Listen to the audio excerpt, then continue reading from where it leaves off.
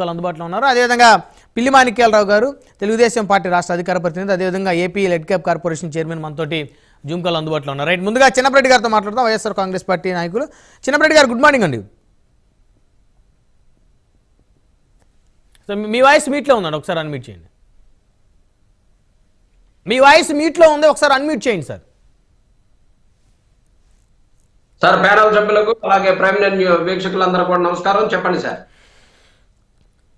ఓ రాజ్యసభ సభ్యుడిగా ఉన్నటువంటి విజయసాయి రెడ్డి గారు కేవీ రావు అనేటువంటి ఓ పెద్ద మనిషిని, ఓ వ్యాపారవేత్తని, ఆయన మాట్లాడిన మాటలు మీరు వినే ఉంటారు.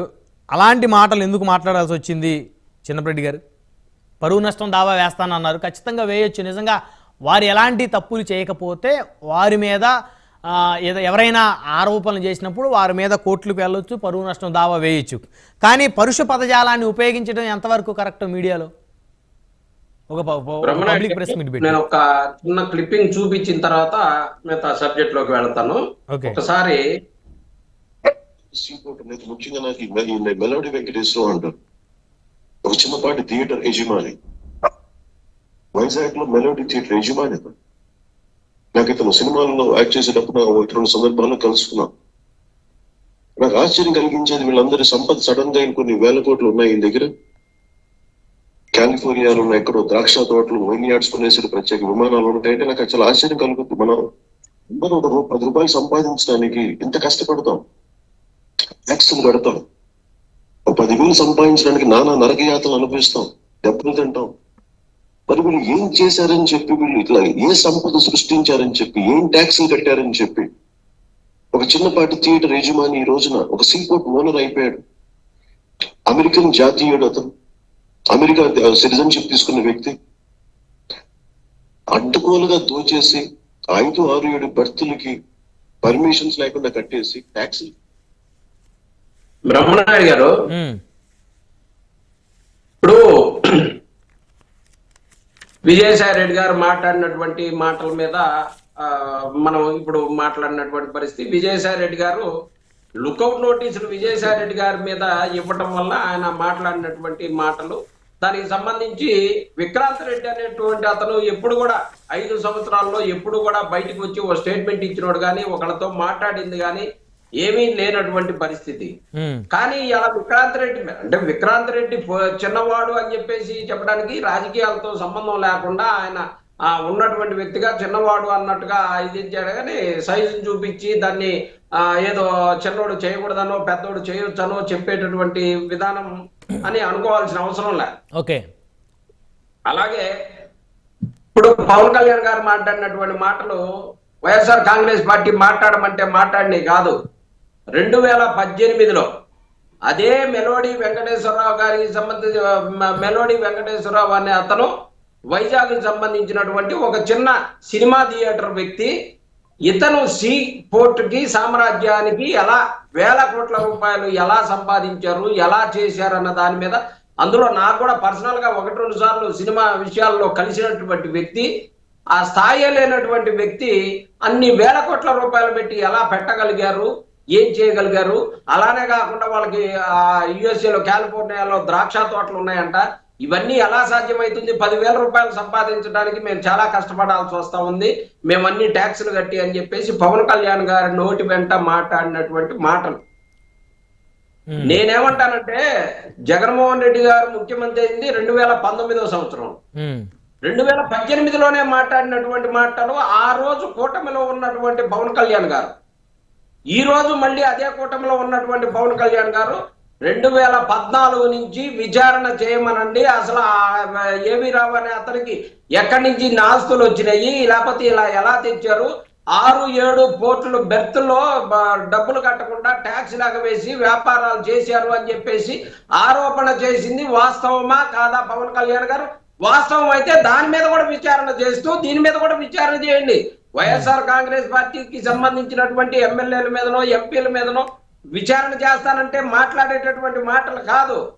ఈ రోజు చంద్రబాబు నాయుడు గారు నిజాయితీగా కూటమి ప్రభుత్వంలో ఉన్నటువంటి భాగస్వామి అయిన పవన్ కళ్యాణ్ గారు ఆరోపించినటువంటి మాటల మీద కూడా ఆరోపించమని పవన్ కళ్యాణ్ గారే డిమాండ్ చేయాల్సినటువంటి పరిస్థితి. ఎందుకంటే ఒకసారి మాట అన్న తర్వాత మనం వెనక్కి తీసుకోవడానికి అవకాశం ఉండదు. అందుకని వైఎస్ఆర్ కాంగ్రెస్ పార్టీ ఖచ్చితంగా డిమాండ్ చేస్తా ఉంది. ఆ రోజు నుంచి ఈ రోజు వరకు కూడా మొత్తం విచారణ చేయమనండి. ఖచ్చితంగా. అయితే ఇక్కడ ఒకటి కేవీ రావు గారు నిజాయితీ పరుడా, అవినీతి పరుడా, అక్రమంగా సంపాదించాడా, సక్రమంగా సంపాదించాడా అనేది కాదు, కేవీ రావు దగ్గర నుంచి బలవంతంగా లాక్కున్నారా అనేటువంటి ఎపిసోడ్ గురించి మనం డిస్కస్ చేద్దాం. సో మీరు అన్నట్టు ఖచ్చితంగా ఆయన ఏ విధంగా ఆస్తులు కూడబెట్టాడు, ఏ విధంగా సీపోర్టుకి యాజమాన్ అయ్యాడు అనే దాని మీద కూడా విచారణ జరిపించమని అడుగుండొచ్చు. ఖచ్చితంగా అదొక ఎపిసోడ్. అయితే ఆయన దగ్గర నుంచి లాక్కోవడం ఇంకొక ఎపిసోడ్ కదా. అదే సార్, పవన్ కళ్యాణ్ గారు సీజ్ ద షిప్ అని ఆ రోజు కూడా అనాల్సింది. ఆ రోజు సీజ్ ద షిప్ వల్ల వైఎస్ఆర్ కాంగ్రెస్ పార్టీలో ప్రభుత్వం అయిపోయిన తర్వాత మళ్ళీ కూటమి ప్రభుత్వం వచ్చిన తర్వాత సీజ్ ద షిప్ అని అన్నటువంటి పరిస్థితి.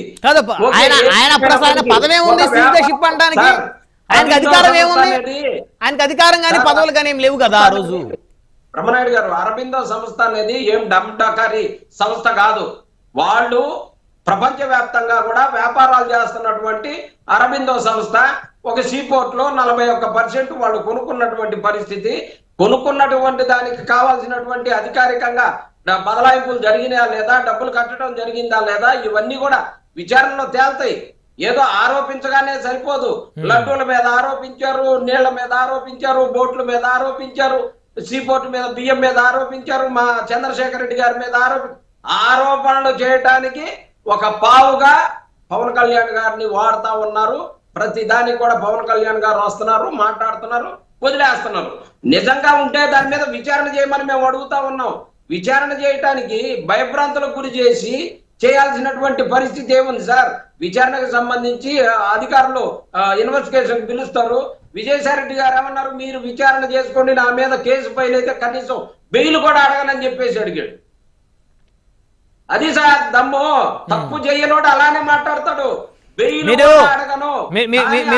సిబిఐ కోర్టు మీద లుక్అవుట్ నోటీసులు ఉన్నటువంటి విషయం చంద్రబాబు నాయుడు గారికి తెలియదా? అన్ని విషయాలు తెలిసినప్పటికి కూడా మళ్ళీ లుక్అవుట్ నోటీస్ ఎలా ఇస్తారన్న పరువు నష్టం దావా కూడా వేస్తానని చెప్పేసి చంద్రబాబు నాయుడు గారి మీద పరువు నష్టం దావా వేస్తారని కూడా చెప్పడం జరిగింది. వెయ్యొచ్చు, చిన్నప్పరెడ్డి గారు వెయ్యొద్దని ఎవరు అనరు. ఆయనకి నిజంగా ఆయనకి నమ్మకం ఉంటే ఖచ్చితంగా ఆయన పరువు నష్టం దావాకి ఆయన వెయ్యొచ్చు. ఆయన మీద వచ్చిన ఆరోపణల మీద దాన్ని ఎవరు కాదనరు. అది ఆయన హక్కు, అది ఆయన హక్కు. అయితే చంద్రబాబు నాయుడు గారు మళ్ళీ ఎన్నికల తర్వాత మీరు అప్పుడు ఉంటే ఖచ్చితంగా జైలుకి వెళ్ళక తప్పదు అంటే ఏంటి సార్ ఆ మాట? ఎవరు ఎప్పుడు పోతామో, ఎవరు ఎప్పుడు ఉంటామో ఎవరికి తెలుసు? కరోనాలో ఎంతమంది పోయారు ఆరోగ్యంగా ఉన్నటువంటి వ్యక్తులు? ఆ మాటలు మాట్లాడొచ్చే ఒక పెద్ద మనిషి అవే మాట్లాడేది. ఏం సందేశం ఇస్తున్నారు ఈ సమాజానికి? అంటే ఒక వ్యక్తి పోవాలని కోరుకుంటావా, మనం చావాలని కోరుకుంటావా? 75 సంవత్సరాల వయసు వచ్చింది ఈ మనిషికి, మతి భ్రమించింది, ఏం మాట్లాడుతున్నాడో అర్థం కావట్లేదు. ఒక ముఖ్యమంత్రిని పట్టుకొని ఆ మాటలు మాట్లాడతారు. జైలు పంపిస్తాను, మేము వచ్చిన తర్వాత మా గవర్నమెంట్ వచ్చిన జైలు పంపిస్తాను అన్నాడు కానీ పోవాలని చెప్పేసి అప్పటికి ఉంటే అనే మాట అన్నాడు. నేను ప్రెస్ మీట్ మొత్తం చూశాను విజయసాయి రెడ్డి గారి. కావంటే మళ్ళీ ప్రెస్ మీట్ చంద్రబాబు నాయుడు గారిని జైలు పంపించి తీరుతానన్నాడు. ఏం అందులో తప్పే ఉంది? అప్పటికి ఉంటే అనే మాట మాట్లాడారు. అప్పటికి ఉంటే అనే మాట మాట్లాడారు అంటే ఏంటి దాని ఉద్దేశం ఏంటి? అది తప్పు కదా. ప్రభుత్వంలో ఉన్నటువంటి ఈ 5 ఏళ్ల ప్రభుత్వాన్ని కొనసాగించిన తర్వాత మేము అధికారంలోకి వస్తే 5 సంవత్సరాల తర్వాత మేము అధికారంలోకి వస్తే ఖచ్చితంగా దోషిగా నిలబెడతామని అన్నాడు సార్. రైట్, మళ్ళీ వస్తాను మీ దగ్గరికి. మనతోటి పిల్లి మాణిక్యాలరావు గారు ఉన్నారు, తెలుగుదేశం పార్టీ సీనియర్ నాయకులు, రాష్ట్ర అధికార ప్రతినిధి, అదేవిధంగా LIDCAP corporation chairman. Manikyalarao గారు గుడ్ మార్నింగ్ అండి. గుడ్ మార్నింగ్ అండి బిఎన్ గారు. సో పరువు నష్టం దావా వేస్తామంటున్నారు విజయసాయి రెడ్డి గారు. తన మీద సిబిఐ కేసులు ఉన్నాయి, ఆయన దేశం దాటి వెళ్ళాలంటే ఖచ్చితంగా సిబిఐ కోర్టు పర్మిషన్ తీసుకొని వెళ్ళాలనేటువంటి అంశం చంద్రబాబు నాయుడు గారికి తెలిసి కూడా నా మీద ఏ విధంగా లుక్అవుట్ నోటీసులు ఇస్తారు, నన్ను అన్యాయంగా బదనాం చేస్తూ ఉన్నారు అని అన్నారు. అదేవిధంగా మళ్ళీ ఎన్నికల తర్వాత ఈ 4 ఏళ్ళ ప్రభుత్వం ఉంటుంది, తర్వాత జగన్మోహన్ రెడ్డి గారి ప్రభుత్వం ఉంటుంది, అప్పటికి చంద్రబాబు నాయుడు గారు ఉంటే ఆయన అరెస్ట్ చేస్తామని అనేటువంటి వ్యాఖ్యలు ఆయన చేశారు ప్రెస్ మీట్లో. బిఎన్ గారు, మీకు అట్లాగే ప్యానల్ లో ఉన్న పెద్దలకి వీక్షకులందరికీ నమస్కారం అండి. నా మాట వినపడుతుంది? వినిపిస్తుంది సార్, కంటిన్యూ చేయండి. బిఎన్ గారు, విజయసాయి రెడ్డికి పరువు ఉందా? ఆయన అనేకమైనటువంటి కేసుల్లో ఏటుగా ఉన్నటువంటి వ్యక్తి. ఆయనకి పరువు ఎట్లా ఉంటది? సిబిఐ కేసులు ఉన్నాయి, ఈడీ కేసులు ఉన్నాయి.